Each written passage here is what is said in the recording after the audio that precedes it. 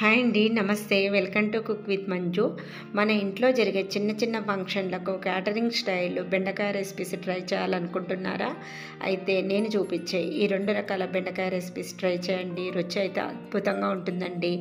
ఒకదాన్ని మించిన టేస్ట్ ఇంకొకటి ఉంటుంది. ముందుగా మనము మసాలా బెండి ఎలా ప్రిపేర్ చేయాలో చూద్దాము. ముందుగా కడాయి పెట్టేసుకొని కొన్ని మెంతులు వేసుకోవాలి. తర్వాత జీలకర్ర, నెక్స్ట్ నువ్వులు ఒక 2 స్పూన్లు వేసుకోవాలి. గసగసాలు 1 టీ స్పూన్ వేసుకోవాలి. ఇలా వేసుకున్న తర్వాత ఫ్లేమ్ను సిమ్లో పెట్టేసుకొని ఇవన్నీ కూడా బాగా దూరగా వేగేంత వరకు వేపుకోండి. ఇవి బాగా వేగిన తర్వాతనే మనం ఇందులో కొబ్బరి పొడి వేసుకోవాలి. ముందే వేసుకుంటే మాడిపోతుంది. ఇది ఇలా వేగిన తర్వాత స్టవ్ కట్టేసుకొని కొబ్బరి పొడి వేసుకోండి. స్టవ్ కట్టేసుకున్నాక వేసుకుంటే ఈ వేడికి బాగా వేగిపోతుంది కొబ్బరి పొడి. ఇలా వేగిన తర్వాత ఈ కొబ్బరి పొడిని తీసి పక్కన పెట్టేసుకోవాలి. పక్కన పెట్టేసుకొని బాగా చల్లార్చుకోవాలి. చల్లారిన తర్వాత కొబ్బరి పొడిని మిక్సీ జార్లోకి యాడ్ చేసేసుకొని మిక్సీ పట్టేసుకోవాలి. ఇందులో వాటర్ ఏమీ వేయవలసిన అవసరం లేదు. బాగా ఫైన్ పౌడర్గా ఇలా మిక్సీ పట్టేసుకోండి. ఇలా పట్టేసుకున్న తర్వాత పక్కన పెట్టేసుకొని ఒక 2 మీడియం సైజు టమాటోలను తీసుకోవాలి. ఈ టమాటోలను ఇలా ముక్కలుగా కట్ చేసుకొని మనం టమాటో ప్యూరీ ప్రిపేర్ చేసుకోవాలి. ఇప్పుడు బెండకాయలను శుభ్రంగా కడిగేసుకున్న తర్వాత తూడ్చేసుకొని ఇలా మీడియం సైజు ముక్కలుగా కట్ చేసేసుకోండి. కడాయి పెట్టేసుకొని కొంచెం ఆయిల్ వేసుకోవాలి. ఆయిల్ వేసేసుకున్న తర్వాత ఈ బెండకాయలను ఫ్రై చేసుకోవాలి. ఇలా బెండకాయలను కర్రీ ప్రిపేర్ చేసే ముందు ఫ్రై చేసుకొని వాడుకున్నామంటే కర్రీలో జిగురుతనం అనేది లేకుండా ఉంటుంది. అవి బెండకాయలు పక్కన పెట్టేసుకున్న తర్వాత కర్రీకి సరిపడా ఆయిల్ వేసుకోండి. ఆయిల్ కొంచెం మీటెక్కిన తర్వాత ఇందులోకి జీలకర్ర, ఆవాలు వేసేసుకోవాలి. పోపు కాస్త వేగిన తర్వాత ఉల్లిపాయ ముక్కలు వేసుకోండి. ఉల్లిపాయ ముక్కలు మంచి బ్రౌన్ కలర్ వచ్చేంత వరకు వేగాలి. కాస్త వేగిన తర్వాతనే ఉల్లిపాయ ముక్కల్లో కొంచెం పసుపు వేసేసుకోవాలి. తర్వాత అల్లం వెల్లుల్లి పేస్ట్ వేసుకోండి 1 టీ స్పూను. వేసుకున్న తర్వాత పచ్చివాసన పోయేంత వరకు బాగా వేపుకోవాలి అల్లం వెల్లుల్లి పేస్ట్ని. ఇలా బాగా నూనెలో అల్లం వెల్లుల్లి పేస్ట్ను వేపుకోవాలి. ఇలా వేగిన తర్వాత ఇందులోకి టమాటా ప్యూరీ వేసుకోవాలి. మనం పచ్చిదే వేసుకున్నాం టమాటా కాబట్టి ఈ టమాటా ప్యూరీని నూనెలో బాగా మగ్గించుకోవాలి. ఫ్లేమ్ను మీడియంలో పెట్టేసుకొని ప్రిపేర్ చేసుకోండి. ఇలా బాగా మగ్గించుకోవాలి. ఆయిల్ అనేది కొంచెం పైకి తేలినట్టుగా ఉండాలి. ఈ టైంలో మనం ఇప్పుడు కొంచెం వాటర్ వేసేసుకోవాలి. వాటర్ వేసుకొని మళ్ళీ ఒకసారి బాగా కలిపేసుకోండి. ఇలా కలుపుకోవాలి. కలుపుకున్న తర్వాత నెక్స్ట్ ఇప్పుడు ఇందులోకి రుచికి సరిపడా ఉప్పు, కారము వేసుకోవాలి. తర్వాత కొంచెము ధనియాల పొడి, తర్వాత జీలకర్ర పొడి వేసుకోవాలి. ఈ మసాలాలన్నీ బాగా పట్టేటట్టు కలుపుకోవాలి. ఇలా బాగా కలిపేసుకున్న తర్వాత ఇప్పుడు ఇందులోకి కొంచెం కర్డ్ వేసుకోవాలి. వేసేసుకొని కలుపుకోవాలి. పెరుగు వేసుకున్నప్పుడు స్టవ్ను కట్టేసుకొని పెరుగు వేసుకోండి. పెరుగు వేసుకొని బాగా కలుపుకున్న తర్వాత స్టవ్ అనేది ఆన్ చేసుకోవాలి. ఇందులోకి మనము చింతపండు వేయవలసిన అవసరం లేదండి. చింతపండు వేసుకోకుండా చేసుకోండి, టేస్ట్ చాలా బాగుంటుంది. ఇప్పుడు గ్రేవీకి సరిపడా వాటర్ వేసుకుందాం. వాటర్ వేసేసుకొని కలుపుకోవాలి. ఇలా వాటర్ వేసుకొని కలుపుకున్న తర్వాత మనము ఇప్పుడు ఇందులోకి మసాలాలు ప్రిపేర్ చేసుకొని పెట్టేసుకున్నాం కదా, ఆ మసాలాలు యాడ్ చేసుకోవాలి. ఇలా మసాలాలు వేసుకున్న తర్వాత గ్రేవీలో కలిసేటట్టు బాగా కలిపేసుకోండి.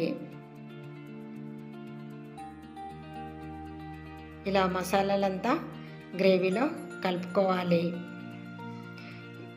మీకు అవసరం ఉంటే వాటర్ వేసుకోండి చూసుకొని. ఇలా అయితే కలుపుకొని మూత పెట్టేసుకుందాం. మూత పెట్టేసుకొని ఆయిల్ కొంచెం పైకి వచ్చేంత వరకు మగ్గించుకుందాం. ఇక్కడ చూస్తున్నారు కదా, ఆయిల్ అనేది ఇలా పైకి రావాలి. ఇలా మగ్గించుకున్న తర్వాత మళ్ళీ ఒకసారి కలిపేసుకోండి. ఇలా కలుపుకోవాలి. మనకు ఆయిల్ అనేది ఇంకా బాగా పైకి తేలుతూ ఉండాలి అండ్ కలర్ కూడా చేంజ్ కావాలి. అందుకని మళ్ళీ మూత పెట్టేసుకొని 5 నిమిషాలు మగ్గించుకున్న తర్వాత ఇలా ఆయిల్ పైకి రావాలి, కలర్ చేంజ్ అయిన తర్వాతనే అప్పుడే బెండకాయలు యాడ్ చేయండి.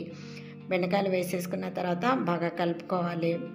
కలిపేసుకున్న తర్వాత బెండకాయలకు మసాలా అంతా బాగా పట్టేటట్టు మగ్గించుకోవాలి. ఇంకెక్కువసేపు మగ్గించవలసిన అవసరం లేదండి.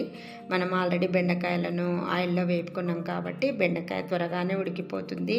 ఇక్కడ చూస్తున్నారు కదా, బెండకాయ కూడా బాగా మసాలా పట్టేసింది. ఇప్పుడు మనము ఇందులోకి కొంచెము ధనియాల పొడి అండ్ కొంచెము కసూరి మేతి వేసుకోవాలి. వేసేసుకొని ఒకసారి కలిపేసుకోవాలి. ఇలా కలిపేసుకున్న తర్వాత ఇంకా దించేసుకోవడమే. చాలా చాలా సూపర్గా ఉంటుంది ఈ రెసిపీ అయితేనంటే. మన ఇంట్లో జరిగే కిట్టి పార్టీలైనా, బర్త్డేలైనా, చిన్న చిన్న ఫంక్షన్లు ఏవైనా సరే మనమే మన చేతితో ప్రిపేర్ చేసుకున్నామంటే క్యాటరింగ్ వాళ్ళకంటే మంచి రుచితో చేయొచ్చు. ఇప్పుడు మసాలా బెండకాయ ఫ్రై చూద్దాము. బెండకాయలను శుభ్రంగా కడుక్కొని ఈ సైజు ముక్కలుగా కట్ చేసుకోండి.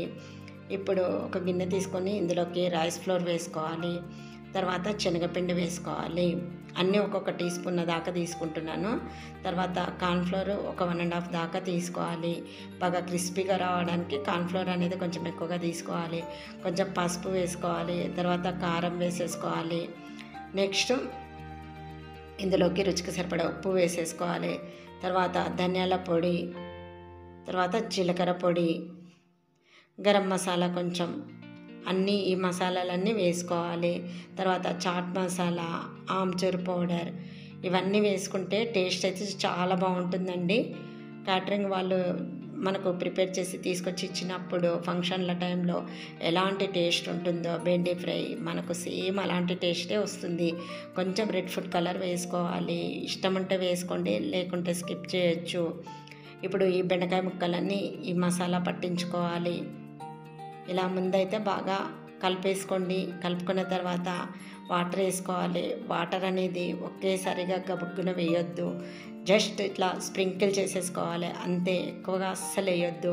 ఒక 2 టీ స్పూన్స్ వేసుకుంటున్నాను నేను అంతే. ఇలా వేసుకొని కలిపేసుకున్న తర్వాత మళ్ళీ 1 లేదా 2 టీ స్పూన్స్ అలా వేసేసుకోండి అంతే. అంతకు మించి ఎక్కువ వాటర్ వేయొద్దు, అప్పుడు సరిగా రాదనమాట ఫ్రై చేస్తే అలా వేసుకుంటే. ఇక్కడ చూస్తున్నారు కదా, ఇలా మసాలా అంతా పట్టించుకోవాలి. బెండకాయకు ఒక 2 టీ స్పూన్స్ వేసుకున్నాను నేను అంతే.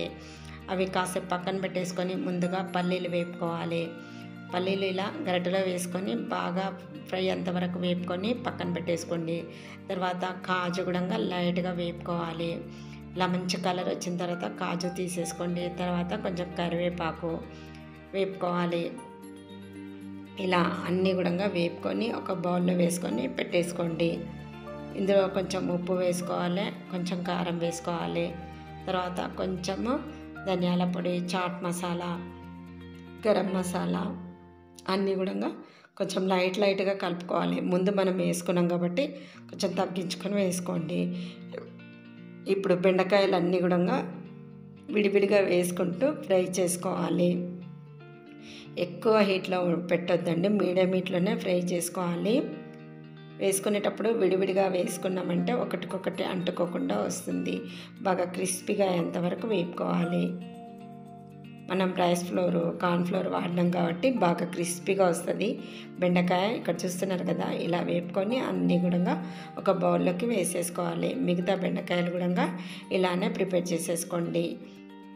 ఇలా అన్నీ వేపుకోవాలి. ఇలా అన్నీ వేపుకున్న తర్వాత ఒక పెద్ద బౌల్లోకి వేసేసుకొని మనం ముందుగా వేయించి పెట్టేసుకున్నాం కదా పల్లి, కాజు అవన్నీ కూడా వేసేసుకోవాలి.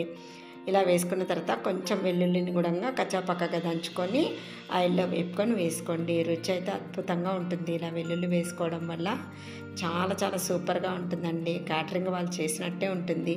వాళ్ళకి మించిన టేస్ట్తో మనమే ప్రిపేర్ చేసుకోవచ్చు, అంత బాగుంటుంది. మరి మీకు ఈ 2 రకాల బెండకాయ రెసిపీస్ నచ్చిందంటేనంటే తప్పకుండా ట్రై చేసి ఎలా వచ్చిందో నాకు కామెంట్ రూపంలో తెలపండి. మరిన్ని ఇంట్రెస్టింగ్ వీడియోస్ కోసం ప్లీజ్ నా ఛానల్ని సబ్స్క్రైబ్ చేసుకోండి. అలాగే లైక్ ఇవ్వడం మర్చిపోకండి. Thanks for watching my video.